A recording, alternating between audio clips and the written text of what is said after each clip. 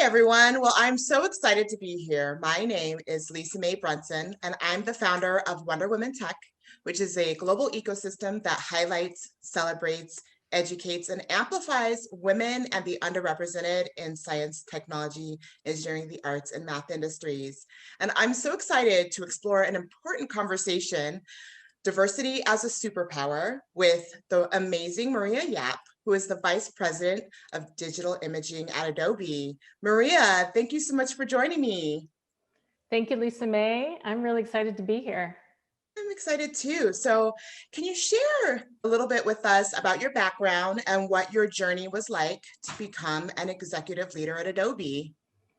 Yeah, so I never worked for a big company before. Never really knew anything about building software products. This is actually my second career. However, I had a background in design and production. And so basically, I was sort of Adobe's core customer and got hired into an entry-level position and just got exposed to all the dynamics of building products and working as a team. And I just really fell in love with that process. So over the years, I developed my skills, worked on various products, dealt with lots of different challenges, and got to, as you grow in your role and as you grow in your role and getting more opportunities, I was able to sort of move up and take on more and more responsibilities. And so now I'm the vice president of product for two of our biggest flagship products, Photoshop and Lightroom. Which are no small products. Those are major products. Along the way, you recognized how important it is to celebrate the uniqueness of humans. So how has that shaped your leadership playbook, and what are the key components that build that foundation? Yeah, I believe that uniqueness just kind of starts with you. I was always someone that would sort of watch and admire other people, see what I could pick up from other people. But I had a little bit of a complex. I think I coveted those qualities, wanting to be, I wish I was like more extroverted or more gregarious, maybe even felt more comfortable in a room full of strangers. But then I realized that I really needed to figure out who I was, what I valued, what sort of drove me, and probably even get in touch with some of my own superpowers and figure out how I was going to embrace those.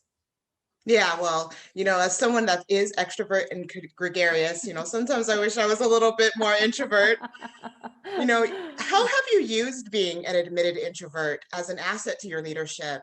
And how has it made you a more compassionate leader?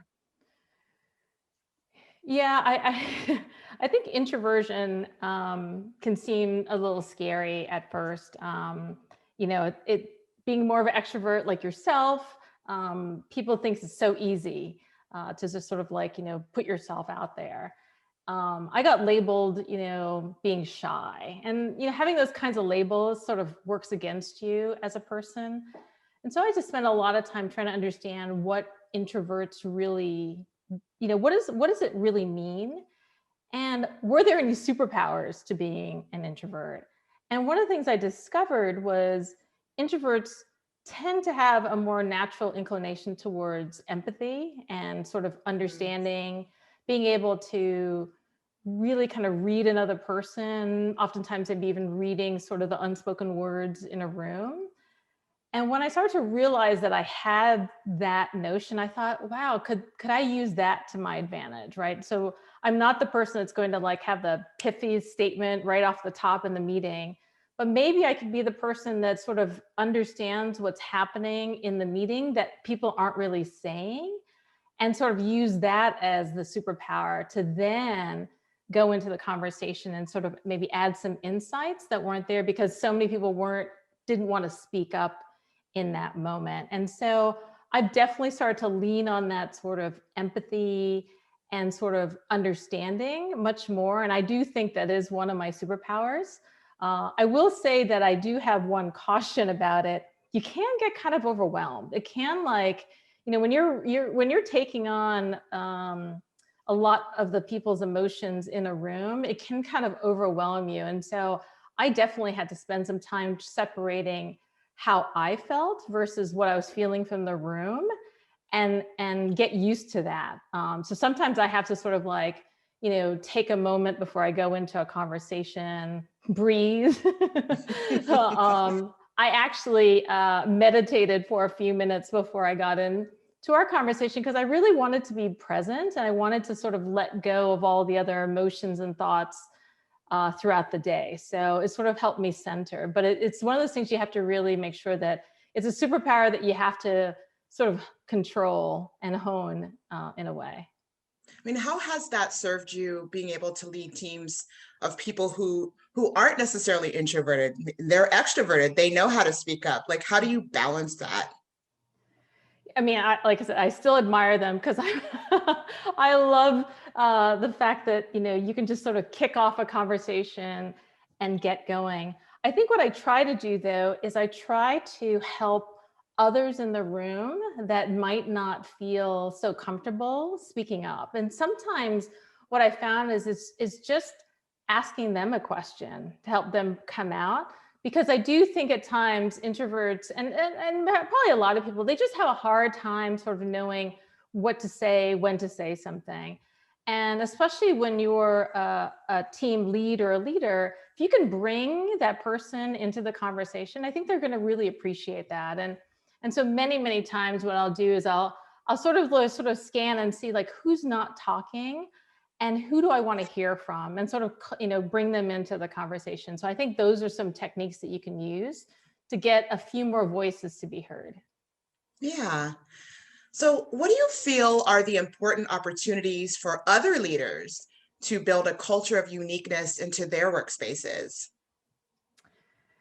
Yeah, I think, culture to me is not only the things that you see, right? Not only the sort of the lingo that we use or the way we interact with people, but it's a lot of the things underneath, right? A lot of the sort of unspokenness.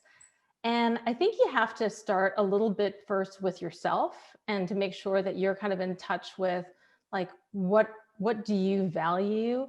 What's really important to you? And are you showing up authentically, right? Is what you're feeling, are you showing that authentically? And are you role modeling that? And then I think from there, you then want to start to figure out like, how do you start to check in with more people in your organization? I actually think, Lisa Mae, the last year has given us an incredible opportunity to check in more as leaders. Yeah. It's given us a platform where, I don't start my meetings or even my one-on-ones with like, okay, what's the project? Are we on deadline? Things like that, which I think we have more of a tendency to do when we're face to face in the office. But knowing that there's so much going on in the world, it's become so important to sort of say like, how are you doing? Like, Yeah. how are you Checking in on each other. handling that? Or even just share like, like I'm not feeling so good today. Like, I think I started out 2021 super excited, but then I think a month and a half in, I was like, okay, it's just about the same, right? So I think it's really important to just share that, to let people know that, yeah, I'm not just a Energizer bunny and going full steam, but that it is hard. And I think it's important to check in. And I think that's where that culture comes from, because then you can start to really understand where people are feeling, and you can have those kinds of conversations. And it's almost needed right now to have those conversations. Yeah, I mean, I definitely think the pandemic created an opportunity for leaders like yourself and me, who are trending more towards being empathic, right, with our teams and with our people and teaching that. I think it's allowed other people who may not necessarily have cultivated that skill to learn it very quickly, because, people are starting to have things show up in the workplace, like, mental health issues and like Yeah. challenges with being a mom, and now I have to have my kids at home. So Mm-hmm. how do you feel like this culture of uniqueness has been able to expand underneath this new ecosystem that we're all kind of in right now? I think it's given us an opportunity. I think the whole thing has slowed us down. So some of the things that Mm, you were saying about, the different dynamics in your life, it's caused us all to sort of slow down a little bit and to really take it in, and to really start to question like, what is those things that are really important to us, And what are the kinds of things I want to have an impact on? Recently, I was reading about sort of really getting in touch with like your purpose, like what drives you, and really kind of checking in, like, is the thing that you're doing, is the job that you have aligned with your purpose? And that's, so that to me is sort of a little bit of uniqueness, is like showing up on and making sure that those two things are, in check with each other. And so as we're sort of processing this last year, slowing down, figuring out what's more important to us, thinking about how we show up, I think it's also trying to check in on what do we really, really care about? And are we able to do those things that we really care about in the work that we do? Yeah. I mean, how has this culture been an asset to your teams? And has it led to more productivity and successful outcomes? Well, as our founders, John Warnock and Chuck Geschke, would always say, great ideas come from everyone in the company. And I always loved that statement, but I don't think I really, really got it until really sort of this last year, when you really started to have to think about what does it mean to sort of surface ideas? Like, it's sort of like, yay, rainbows. But what does it really mean to sort of like have a culture where people feel they can do their best work?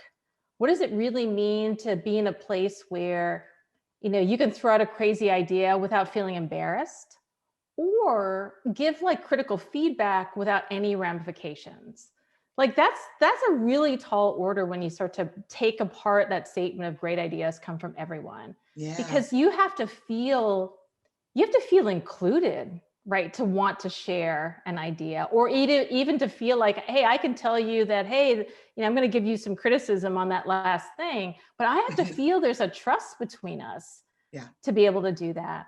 And so trying to figure out what does it mean to have that kind of culture so that you can support people feeling included, support feeling that if I'm going to say something that you might not like, that I'm not going to have any ramifications, and that you actually want to hear that feedback. Because if you don't have a place where you're allowing these crazy ideas or the feedback to happen, then you're not actually going to get true diversity and innovation. Because to me, creativity and innovation really happen at that intersection of disparate things coming together. And so if Mm, you're choking out those voices, right, you're not letting those voices be heard, you're not really going to get creativity and innovation. But again, you're only going to get that if you create an environment where people feel included to bring those ideas to the table. And so like I said, I think that whole statement about great ideas coming from everyone, you have to kind of pick it apart and then think about, how do I create an environment where everyone feels, that they can bring their ideas to the table. yeah. I'm going to write that down in a notebook real quick. Building non-traditional ecosystems are challenging. Like, Mhm. that's my life's work, right? Yeah. But it can also be very rewarding, and it can draw us closer to each other. Mhm. As we talked about, the pandemic has certainly created an opportunity for all of us to kind of get back to the basics of being human, right? Yeah. Yeah. So what are some of the ways that you have been able to engage in being more vulnerable and open and creating open spaces with your team? I think you have to show your vulnerability. I think you have to just realize that, even as a leader, we're not going to be perfect and we're going to make mistakes. And I think that people will sort of trust and maybe, follow you if they really do believe that you're like a whole person. And so I'm going to share with you like one of my most, vulnerable moments last year. And so, during the summer, during the George Floyd protests, we have an office, an engineering office in Minnesota. And some of Mm, my team lived pretty close to some of these riots that was, turning violent. And so I was dealing with sort of safety and security. I was, talking to a head of, global security, making sure that people felt safe, in their homes, and, at the office, because now their office is their home. So it's sort of like, Yeah. right. So I'm trying to figure out all these issues. And then I held a big meeting, the next day, because now violence was starting to happen in lots more pockets in New York and Chicago, and we have offices there as well. And so I was having a meeting on the topic of safety and security, making sure that people understood where they could get help, what they needed. And I completely missed the issue that was bubbling up through the employees on systemic racism and racial injustice. And it wasn't something that, we even ever deal with at work. We don't deal with racism at work. And so I got all these messages from my team, how they were disappointed in my leadership, how they couldn't believe I completely ignored the issue. It was a really, really hard day. Like, I cried. Then after the several months of being in lockdown, I just felt, okay, I can't do this. Like, Yeah. Breaking point for everyone, pretty much. I can't show up. I don't know what I'm doing anymore. But I just, I decided what I needed to do was just be really open about where I was, let them know that I was struggling, and just listen. I spent a lot of time just listening to what people were advising. It could even be just, picking up a book, listening to some of the books, listening to some of the interviews, trying to really understand what was really going on for folks. Talking to, some of my Black colleagues. I just genuinely reaching out and asking them if they were okay. And I think I even had to check in for myself, because, I grew up as the only Asian family in an all white community. So that I was even trying to struggle with, like, how has racism been for me? Like, how has it been that, or did I take on too much of the white culture that I sort of grew up around? Because a lot of times you're trying to assimilate. So there was like a lot of things going on, but I felt like what I just needed to do was just keep showing up, just keep being present, but just to really express to my team that I didn't know all the answers either. And this is genuinely me. I deeply care about this issue. I'm deeply trying to learn and understand. And if I can use my position and my privilege to help, I want to do that. And that's a key takeaway right there, Maria, is like, I don't have all the answers, as a leader, like that is one of the most important revelations and truths that we can make, not just to ourselves, but to our teams and our the rest of our ecosystem, that we don't have all the answers. And sometimes all you can do, especially when there's so many cultural differences, there are racial differences, there are gender differences, there are identity differences, right? Sometimes the only thing you can do is just listen and show up, right? And you did exactly that, which is a powerful thing to do.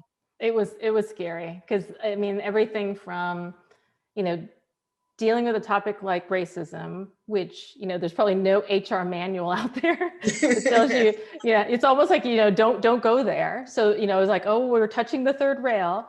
And then, you don't know. As a leader, am I supposed to be this vulnerable? Am I supposed to break down and get choked up in this moment? Like, am I supposed to be strong, a little bit more gregarious?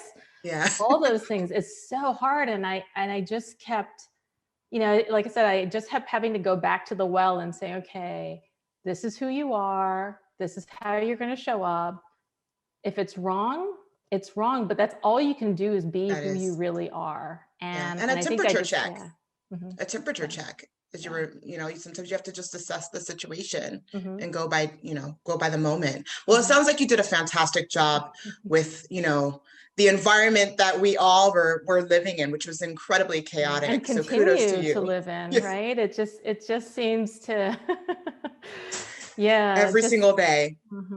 It is. Let's get back to talking about creativity and culture. Mm-hmm. So Adobe has a variety of programs internally and externally that enable both employees and the greater creative community to share their unique perspectives and to amplify the talents and voices of different creators. So Mm-hmm. can you tell us a bit more about those programs and why Adobe is invested in amplifying diverse voices? Yeah, like I mentioned earlier, I really believe that creativity and innovation thrive on diversity. And storytelling is just such a powerful medium. So one of my favorite programs that we do for employees is called the Adobe for All conference. And so about 2 years ago, they wanted to try something completely new. So most conferences are you bring in some speakers and we talk on different topics. But that year they decided that they were going to ask 8 employees to share their story. So I was one of those 8. And it was a really kind of cathartic moment for me. First, I had to do that digging, right? Dig down deep to find that story. What story do I want to tell about myself? What challenges have I overcome? What sort of inspiration do I want to share? At the same time, what I also realized, not only in the process of finding that story and sharing it, was that it really helped me connect with so many people. Like there's folks that came up to me afterwards that said, "Oh my goodness, I completely identify with your story," or, hearing your story makes me want to share my story. And I think from that I learned that that's how we deal with more diversity and inclusion. We all have a story. We all have a path that we've walked, and we need to stop looking at each other like a label and really just say, Yes. and just say, what's your story? Like, what is your story? And respecting the fact that, we all have a very different story. And I think from that experience, I mean, it just got such amazing, feedback for the folks that created the conference. I think we started to realize even more the power of stories, and that we needed Mhm. to do everything we could to sort of like highlight more of those stories. So not just do programs where we show you, oh, here's how this artist used Photoshop to create something, but what's the story of the artist? What motivates that? What are they trying to use their platform to talk about? I think that's when we start to really realize how much more important stories were.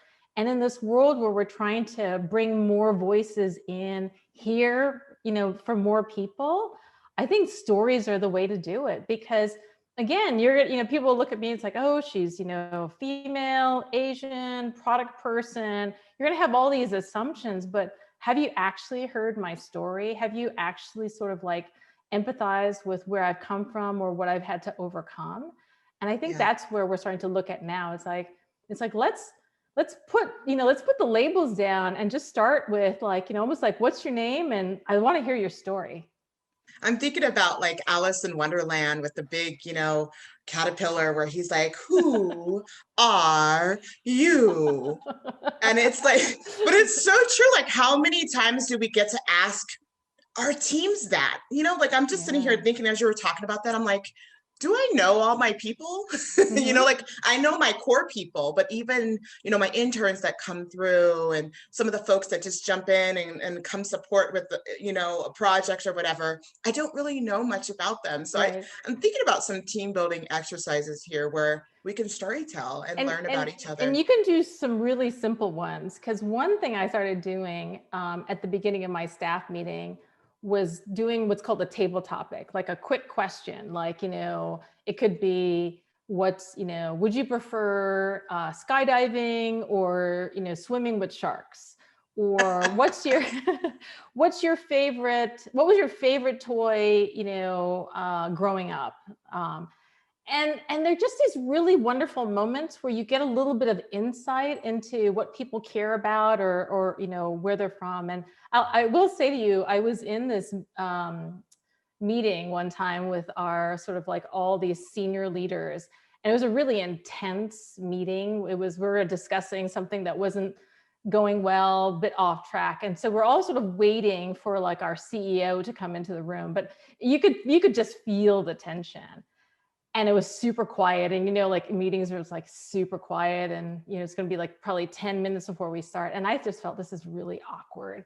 So I decided to use a table topic in the middle of this room. And they started all looking at me like, what are you doing? And I'm like, hey, so what's your favorite toy or game when you were growing up as a child? And they were like, yeah, well, okay. And so they started to slowly answer. But what was fun about it as we were going around the room and people were saying things like, the game of life or Monopoly or cricket, was that you can't help but smile because you're thinking about my favorite, right, thing when I was a child. Oh, you have these memories of being a kid, and then you're like, you share it. And as we're going around the room, there'd be times where people would say the same thing. And I'd be like, oh yeah, you too, or like Monopoly, like, oh yeah, video games. So then, so now we're all laughing. So now the CEO walks into the room and he sees us like, wait, why is everyone laughing and having a good time? I thought we were about to have this really difficult meeting. And I started to explain to him, I said, oh, I do this thing. I like to ask people questions. And he's like, oh, well, ask me the question. And I said, oh, okay. So I go, hey, so what's your favorite childhood game? And in typical style, he's like, what age range? And I'm like, any age range, just give me something. And he's like, okay, it's marbles. Love playing marbles. And I was like, oh, that's really awesome. And so it was just a really nice moment. And I will say that as we went on with the meeting, it actually had a lighter air to it, even though we still had a difficult conversation. It was just such a nice moment to sort of be like, hey, this is really interesting and fun. And even though we still sort of had some yelling moments and some tense moments, what was really funny was at the end of the meeting, he turns to me and he says, so what's the question at the end of the meeting? And I said, I was exhausted. I was like, I only do this at the beginning of the meeting. I don't also do this at the end. But the fact that he was interested in wanting to have that kind of conversation again, I thought was kind of nice. And I really do feel it. I mean, we could have probably had a worse meeting if I didn't start that way, but it's those moments that set the meeting off in the right place. And I think that's important to think about. It made us all a little bit more human. It connected us because we talked about, like I said, the game of life and those little pegs that you'd put in and how many little kids, did you want, it's like you can't have those discussions without laughing or smiling. And I think that's fun. I mean, that's kind of, again, where creativity comes from, right? It's like if you can free your mind for a moment and laugh, you'll actually come up with a more creative solution. Well, it's like diffusing, the situation, but also laying down arms. Like people are like, oh, wait, let me just like lay down my arms right now, lay down my guard. And he wanted to just be included. So that was a great case study for that. Like, hey, I don't want to be the only one that didn't answer this, right? Exactly. I love it. So now I have to think about my favorite game. I think it was Uno. I loved Uno. There was a leader that really got into Uno. Yeah, mine was Monopoly. But yeah, I hope you go play Uno soon. I'm the oldest of 5. We played all the games. Oh, you're one of 5. I'm one of 7. Oh, okay. Wow. We both are, definitely part of a large brood. So we know ecosystems. We know family ecosystems. We do. It's been so amazing, like exploring how we're creating this culture of uniqueness, how we're acknowledging it, and how we're flowing through it. So how do you feel you can stretch yourself further as a leader? And what do you hope for our industry as you look ahead towards building workspaces of inclusion and belonging? Yeah, it's something that I definitely think about a lot. And like I was even recently reading an article on imposter syndrome, and that why is it that sort of women feel that more than men. And what they were trying to pull apart was the fact that it's less about the person and likely the systemic issues that are happening in the workplace. And so as I was reflecting on that, I was thinking a lot about that there's a lot that we have to address, that we have to recognize that there is a systemic bias and racism just so in the workplace. It's just there. Yes. And I think I think like to solve anything, you have to shine a light on it, right? You have to really look at it and understand. And it might not be anything that you as a company or your culture brought in. I mean, society as a whole, right? You know, the way we educate girls and boys, like there's so many Yeah. layers to it. So I feel like you have to just recognize that there are things there, and then you have to figure out what you can do with, again, like, you know, your position to really start to make a change, to Yeah. start to figure out how you can make it so that more marginalized communities can feel that they belong. Hmm. It could be as simple as just seeing somebody, like really seeing them for who they are and making them feel welcome. It could be, like I mentioned earlier, calling on them and asking them a question, asking for their opinion. It could be even spending some time in a one-on-one because they might not be able to unpack, you know, the dynamics of the culture because that's not how they grew up, right? Yeah. They've never experienced this before. They're getting feedback and they don't even know how to process it because they Yeah. have no touchstone. They have nothing to do. And we also don't want to just simply say, because the other thing that I've been reflecting on is like a lot of the feedback that we sometimes give to people are things that start to sound like, well, just be a white man, right? Be more gregarious, be more assertive, have more confidence. It's like all Yeah. these things that you're like, why is it that we use those words and why do we say that? And I think that we need to make sure that we help to unpack it so that they can try to figure out how to see themselves in that, as well as show up as their whole self. Like the one thing that I was doing some mentoring sessions last week, and the one thing that I just kept leaving with everyone is I said, you have to be yourself.